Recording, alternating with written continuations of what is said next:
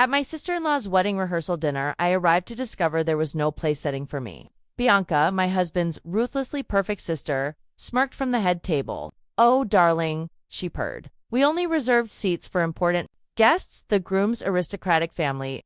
The groom's family chuckled. My husband just shrugged. "Don't make a scene, Hannah." I didn't. I excused myself to freshen up and started the countdown to Bianca's downfall. I knew it was coming the moment Bianca's champagne glass clinked against the Swarovski crystal chandelier. The entire ballroom went silent, exactly as she'd planned. "A toast," she announced, her voice dripping with a fake warmth that fooled everyone except those who truly knew her. I tightened my grip on my champagne flute, the stem almost snapping between my fingers. My husband Victor remained oblivious, distracted by some investment banker's joke across the room. Damien Lambert stood proudly at the center of the charity gala he'd organized, the culmination of months of work to benefit children's cancer research. At 65, he carried himself with the quiet dignity of someone who'd built his empire from scratch. Unlike my father-in-law, Nathaniel Kata, who'd inherited his wealth and multiplied it through connections rather than innovation, to Damien, Bianca continued, her crimson lips curving into what others might mistake for a smile. "I knew better for bringing us all together tonight. Before we begin, I want to take a moment to thank each of you for being part of this incredible journey. If you're enjoying these stories of calculated revenge and social justice, consider subscribing. It's completely free and helps support more tales of those who refuse to remain powerless in the face of cruelty. Now, let's watch as Hannah sets the timer on her sister-in-law's downfall." The crowd murmured appreciatively. The annual Starlight Gala represented the pinnacle of high society in our city, an event where business deals were sealed with handshakes between dessert courses and reputations were made or broken by a single whispered comment.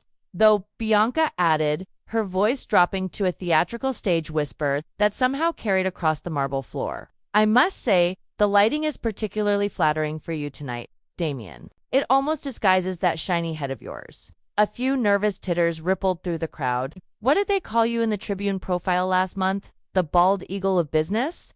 She laughed lightly, twirling a lock of her expensively highlighted hair. "Though I've always thought vulture might be more accurate, considering how you've circled the Wilcox merger." The laughter stopped.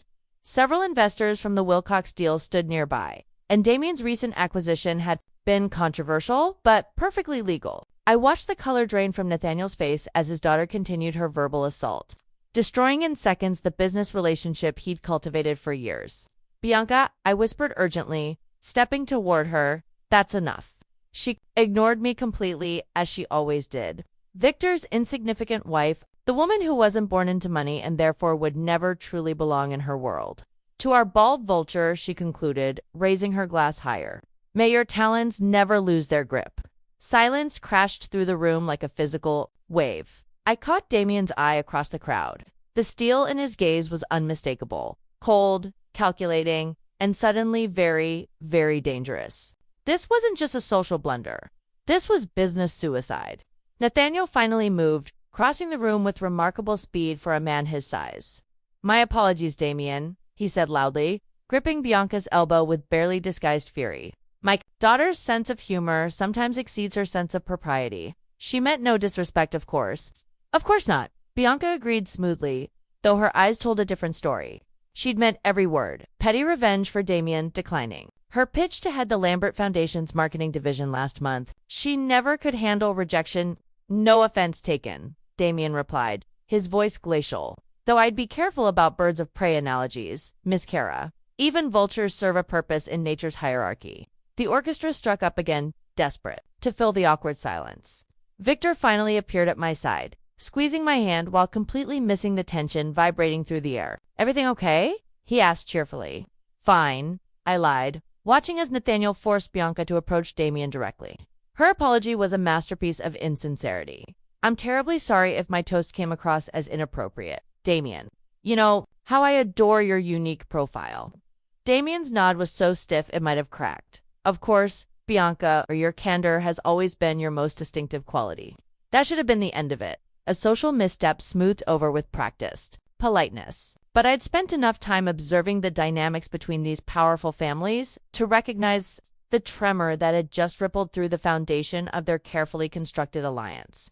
"He'll never forgive her," a voice murmured at my elbow. I turned to find Zoe Lambert, Damien's daughter and, surprisingly, my closest friend in this world of sharks, disguised as socialites. Unlike the other trust fund children, Zoe had actually worked her way up in her father's company, starting in the mailroom despite her last name. Your father has always been gracious, I offered diplomatically. Zoe snorted delicately, steering me toward the terrace doors. In public, yes. But did you see his eyes? Outside, the summer night enveloped us in blessed quiet. The city skyline glittered beneath us, the Lambert Tower's distinctive silhouette dominating the view. Dad's been looking for an exit strategy from your in-laws' business for months, she confessed, her voice barely above a whisper. This merger with the Hartleys that Nathaniel keeps bragging about, it's built on sand. The only reason Dad hasn't pulled out completely is because of the history between our families. I absorbed this information silently, filing it away like the loaded weapon it was. For 3 years, I'd endured Bianca's subtle jabs, her ways of reminding me I would always be an outsider, the scholarship girl who'd somehow snagged the Kara heir but would never truly belong. Don't repeat that, Zoe added quickly. Dad would kill me, but I thought you should know. Before I could respond, the terrace doors flew open. Nathaniel emerged, booming with artificial joviality, his arms slung around Damien's stiff shoulders. The future looks bright, doesn't it, Damien? Once we finalize the Hartley merger next month, we'll dominate the entire eastern seaboard. Indeed, Damien replied, his smile tight and empty. I noticed how it didn't reach his eyes the same. Eyes that had locked with mine earlier, filled with quiet fury. More guests spilled out onto the terrace as the fundraising portion of the evening concluded. Victor found me again, wrapped in his carefree bubble of privilege. Utterly unaware of the business apocalypse his sister had nearly triggered. Dad says we've raised $8 million tonight, he told me proudly. Bianca's already planning how to leverage it for the wedding publicity. Of course she was. Bianca's upcoming marriage to the Hartley heir had nothing to do with love and everything, to do with merging to family empires. I nodded and smiled, playing my part as the supportive wife while inwardly contemplating the web of lies and leverage that held this glittering world together. At precisely 10 o'clock, the fireworks began, exploding over the river in brilliant cascades of light. As everyone's faces turned skyward, I made my decision. 3 years of subtle humiliation, 3 years of being the outsider, tolerated but never accepted, 3 years of watching Bianca crush anyone who stood in her way with the casual cruelty of someone who'd never faced consequences. As the colors burst overhead, illuminating Bianca's perfect profile, I made a silent vow that froze into determination within my chest. She would pay for her arrogance. Not tomorrow, not next week, but when the moment was perfect. I would remember Damien's steel gaze, Zoe's whispered intelligence, and the fault lines running through the Kara family empire. Bianca had no idea that tonight, with one champagne, toast, and a thoughtless insult, she had sown the seeds of her own destruction. 2 months after the gala, gilt-edged invitations arrived, announcing the engagement of Bianca Elizabeth Kara to Mr. Alexander Preston Hartley III. The envelope weighed more than my wedding ring, the paper so thick it nearly qualified as cardboard. Victor brought it home with a mix of excitement and trepidation. Mother says it's going to be the social event of the year, he explained, watching me examine the elaborate calligraphy. The press coverage alone will boost company stock by 5%. I set the invitation on our kitchen counter. How romantic. Victor missed my sarcasm entirely. Well, it's not just about romance, is it? The Hartleys control shipping routes we need, and we have the distribution network they've been trying to build for a decade. He kissed my cheek absently. It's a perfect match.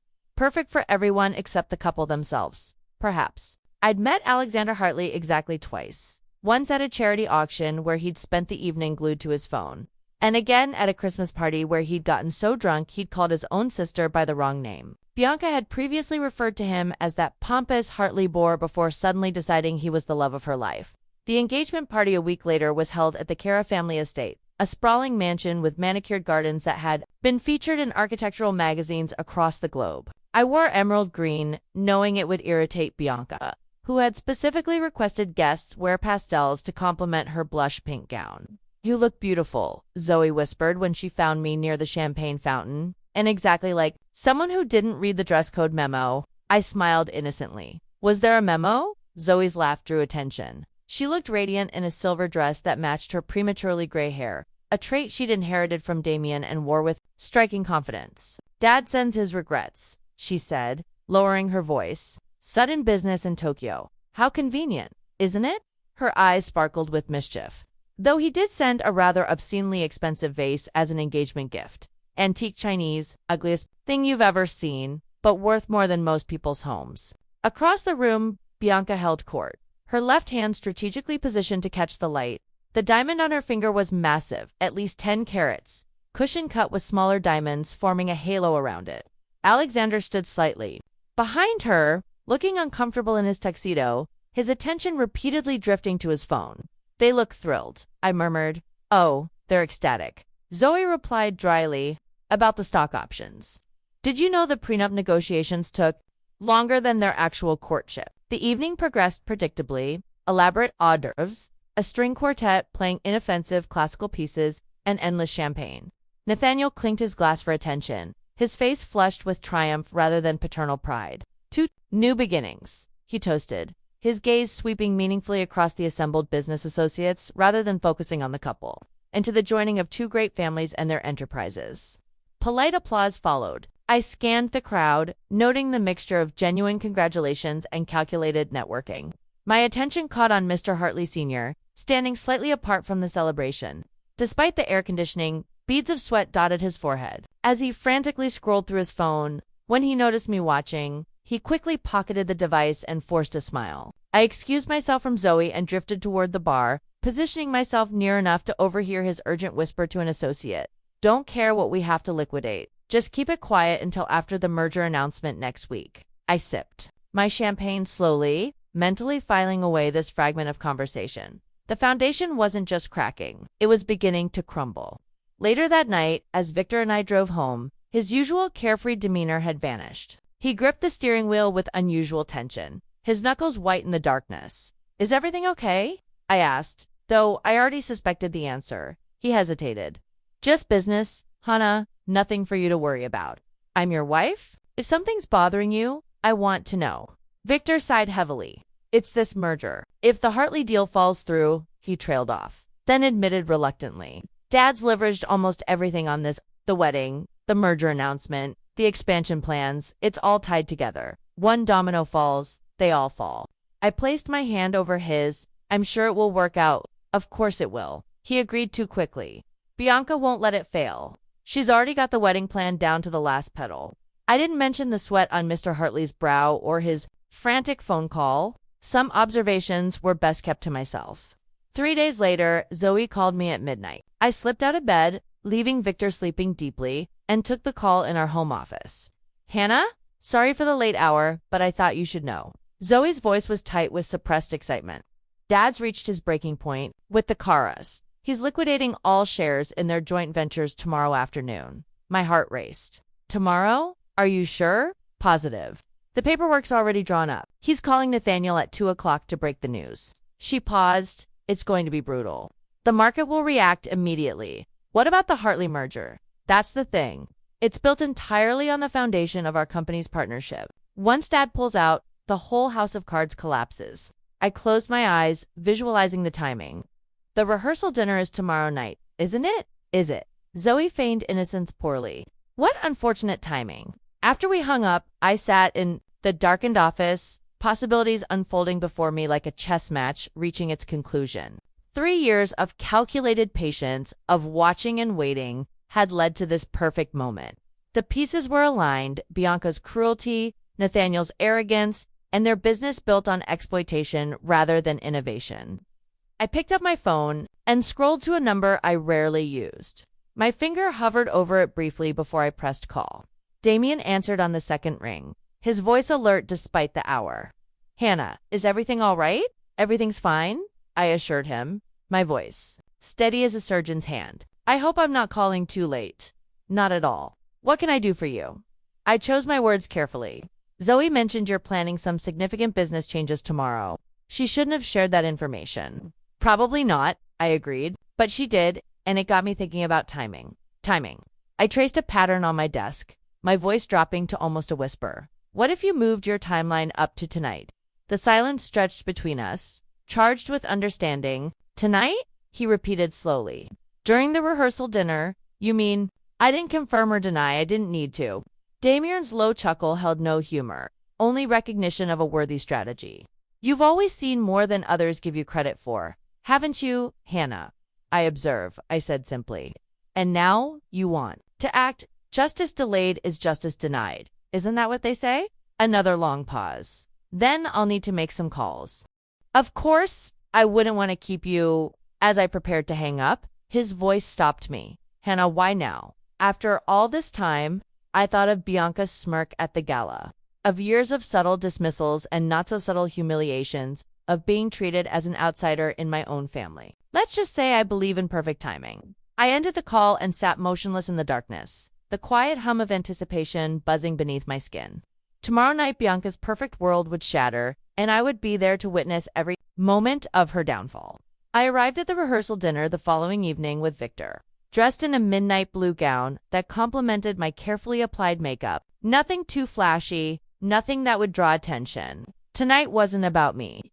Tonight, I was merely the observer, the invisible catalyst who had set events in motion. The venue, an exclusive restaurant overlooking the city skyline, had been rented out entirely for the occasion. Crystal chandeliers cast a warm glow over the gathered elite, the Cara family, the Hartleys, and a carefully curated selection of influential business associates. Bianca had arranged the seating with strategic precision. I noted with grim satisfaction that my place card was tucked between two elderly aunts at the table furthest from the bridal party. I'll have them fix it, Victor offered when he noticed, but I placed a gentle hand on his arm. It's fine, I assured him. I'm happy where I am, and I was. My peripheral position would give me the perfect vantage point to watch the impending catastrophe. I checked my watch discreetly. 7:45 p.m. Damien had confirmed by text that everything was in place. His team had executed the share liquidation with silent efficiency over the past 18 hours. Financial news outlets had been alerted.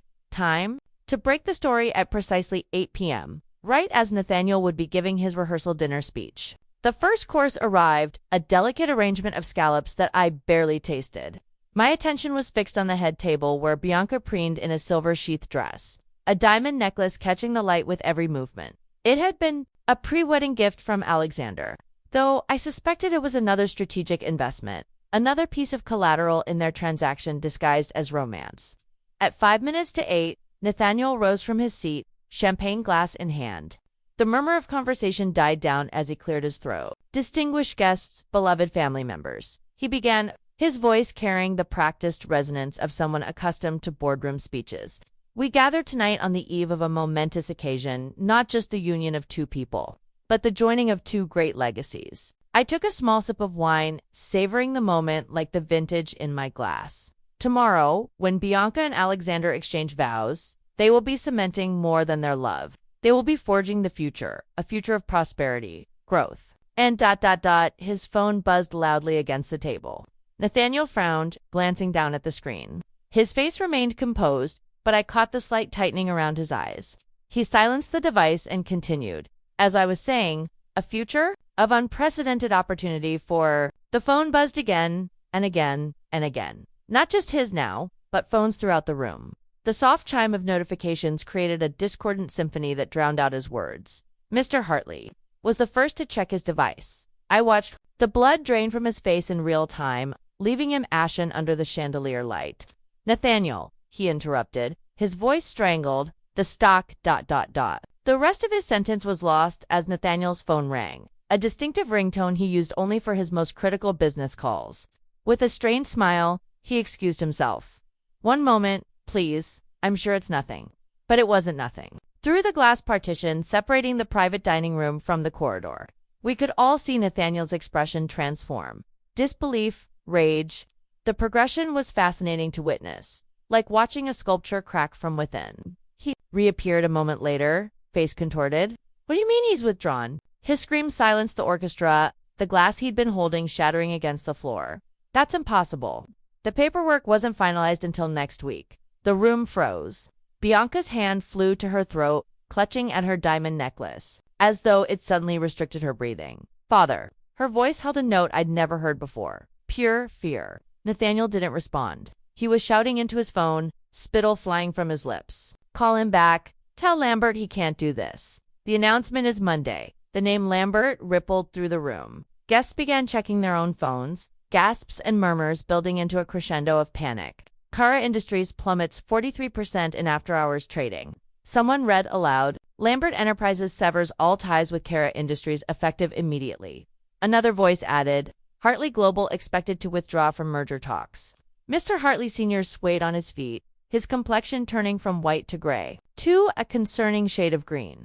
He reached for the table to steady himself, missed, and collapsed face first into his chocolate souffle.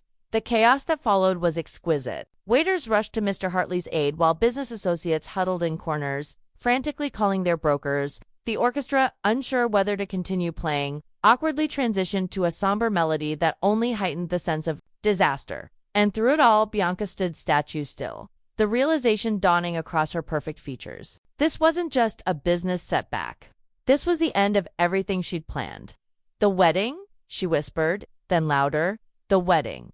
What about the wedding? Alexander was already on his phone, his back turned to his fiancée as he barked orders to his financial team. The gesture said everything. When faced with choosing between Bianca and his family's money, there was no contest. Bianca's composure cracked. She lunged at Victor, who had been watching the scene unfold with the same stunned expression as everyone else. Do something, she screamed, her manicured nails digging into his arm. Call your contacts. Call someone. This can't be happening. Victor looked helplessly from his sister to his father, who was now slumped in a chair, phone pressed to his ear as he begged his legal team for options. I don't think there's anything we can do. Bye, he said softly. If Lambert's pulled out, I don't care what he's done. Her voice rose to a pitch that made Crystal ring. Fix it. I remained in my seat, calmly lifting my wine glass to my lips.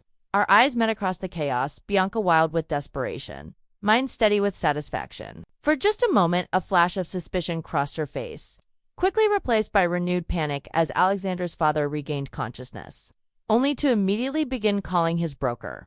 By midnight, the restaurant had emptied. The Hartley's head departed en masse, Alexander trailing behind his family without so much as a goodbye to his fiancée. Business associates had melted away, eager to distance themselves from the imploding Kara empire. Only the immediate family remained, shell-shocked. In the aftermath, Victor and I returned to the Kara estate with Nathaniel and Bianca. The house, which had been transformed with floral arrangements for tomorrow's garden ceremony, now felt like a funeral parlor. Bianca disappeared upstairs while Nathaniel locked himself in his study with a bottle of scotch. Dawn broke with the inevitable announcement: the wedding was canceled. I found Bianca in her room, surrounded by wedding gifts that would now be returned. Her designer gown hung on the closet door, mockingly perfect in its ivory splendor. She wasn't wearing makeup, her hair tangled from a sleepless night. When she looked up, her eyes were red-rimmed, but I knew, just as I knew the sun would rise, that she wasn't crying for love. She was crying for the empire that had slipped through her fingers, for the status she'd lost, for the future that had evaporated in a single evening. Are you happy now? She whispered hoarsely. I leaned against the doorframe. Why would I be happy about your wedding being canceled? Her laugh was bitter, hollow. Don't pretend. I saw you last night. You enjoyed every second. I didn't deny it. Some truths didn't need to be spoken aloud to be perfectly understood. I left Bianca's room without responding to her accusation. There was nothing to say. We both knew what had happened, even if she didn't understand exactly how I'd orchestrated it. In the hallway, I nearly collided with Victor, who looked like he hadn't slept at all. Dad's in his study, he said, his voice rough. He's been on the phone with Damian Lambert all night. I nodded, feigning sympathy. Any progress? Victor ran a hand through his disheveled hair. None. Lambert won't budge. Dad's offered everything: increased shares, board positions, even naming rights on the new headquarters.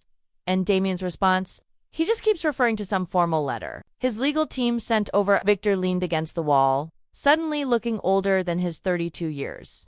Apparently, it states effective immediately. All ties are severed. No negotiation, no transition period. Just done. From downstairs came the sound of something shattering. Nathaniel's temper finding a physical outlet. I winced. Not entirely. Acting the house had been in the Kara family for generations, its antiques and artwork worth millions. Nathaniel's rage would only compound their losses. The stock is still falling, Victor continued, checking his phone.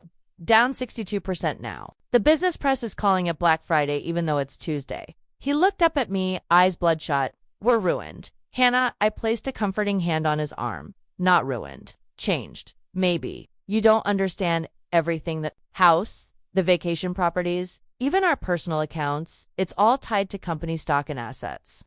Dad leveraged everything for the Hartley merger. Everything. Everything.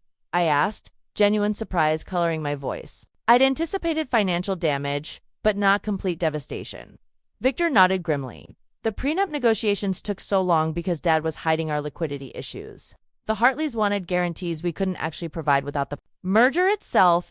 Another crash from downstairs punctuated his words. We both glanced toward the sound, then back at each other. You should get some rest, I suggested gently. Tomorrow will be difficult enough. Tomorrow? Victor laughed hollowly. Tomorrow we start selling assets to pay creditors. Tomorrow, the board meets to discuss whether Dad should step down. Tomorrow, our lawyers meet with the SEC to address insider trading allegations someone has mysteriously filed. I kept my expression neutral. The SEC complaint had been Zoe's idea, a detail I hadn't known about until it was already done.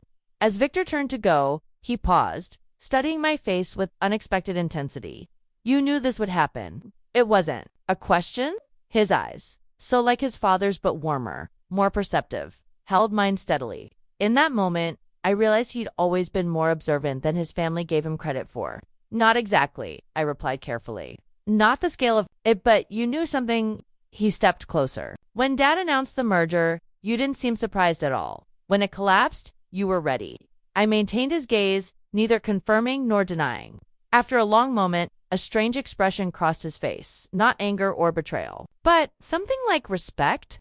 Remind me never to underestimate you, he said quietly, then continued down the hall to his old bedroom. The next week unfolded like a slow-motion car crash. Spectacular, devastating, and impossible to look away from. The business press documented every painful detail of what they dubbed the Kara collapse. Investors filed lawsuits. The board forced Nathaniel to resign. The family's private jet was seized by creditors mid-flight, forcing them to return to New York on a commercial airline in economy. Bianca's social death was perhaps the most fascinating to witness. The same friends who had vied for spots in her wedding party suddenly couldn't return her calls.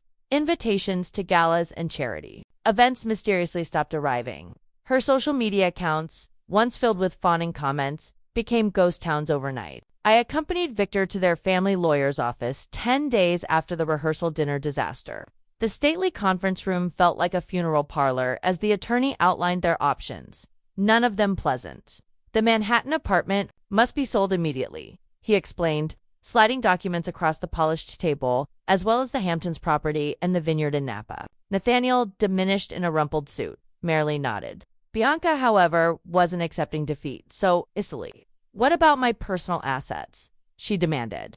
My jewelry collection is insured for $8 million. The lawyer cleared his throat uncomfortably. I'm afraid most of your collection was purchased with corporate funds or through company accounts. Those items have already been inventoried for liquidation. That's impossible. Bianca slammed her palm on the table. My diamond parure was a gift from father, a gift purchased through the company as a tax write-off. The lawyer corrected gently. The documentation is quite clear. When we left the meeting, Bianca was still arguing, her voice rising to a pitch that made the receptionist wince. Victor and I stepped into the elevator in silence. Will you stay? He asked suddenly, as the doors closed. With me, I mean, now that ... he gestured vaguely, encompassing the situation. I took his hand. Do you think I married you for your money? I wouldn't blame you if you had. His smile was sad. It's whatever everyone else wanted from us. I'm not everyone else. The truth was more complicated. I hadn't married Victor for his money, but I hadn't married him for love either. Not at first. I'd married him because he was kind when his family was cruel, because he saw me when they'd looked through me. Love had grown later, quiet and steady. Now, watching him face his family's downfall with dignity, I realized that love had deepened into something genuine. 2 days later, Zoe invited me to lunch at a discreet restaurant far from the financial district. To the architect of the most elegant revenge I've ever witnessed, she said, raising her water glass in a toast. I never thought you had it in you. I smiled faintly. I had excellent help. Dad only provided the opportunity. You recognized the perfect moment to strike. From her handbag, she withdrew a small velvet pouch. I brought you something. Inside lay a strand of perfect South Sea pearls. I recognized them immediately. Bianca had worn them to my wedding, commenting loudly about their value compared to my modest diamond pendant. How did you... They were part of the asset seizure. Dad's company acquired them in the liquidation, and he thought you might appreciate them. Zoe's smile was wicked. A trophy for the real winner. We shared a conspiratorial laugh, though mine felt hollow. Revenge, I was discovering, wasn't quite as satisfying as I'd imagined it. It didn't erase the years of slights and humiliations. It didn't heal old wounds. It merely balanced the scales. The following weekend, I visited the Kara estate one last time. Movers were packing up the last of the family's belongings before the property went to auction. Bianca was nowhere to be seen. Rumor had it she'd accepted a distant cousin's offer of a guest house in Connecticut until she got back on her feet.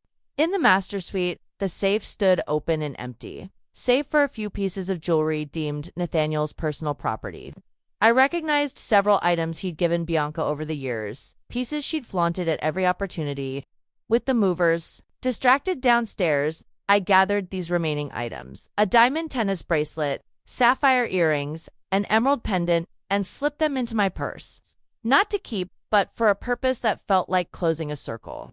That evening, I made an anonymous donation to the children's cancer charity that had hosted the gala where this all began. The accompanying note specified that the jewelry be auctioned at their next fundraiser. The irony was delicious. Bianca's symbols of status would now fund the cause she'd used merely as a backdrop for her social climbing. As I walked away from the courier service, I felt a weight lift. The Kura Empire had fallen, but from its ashes, something more honest might emerge. For Nathaniel, perhaps humility. For Bianca, maybe self-awareness. For Victor, definitely freedom from his family's toxic expectations.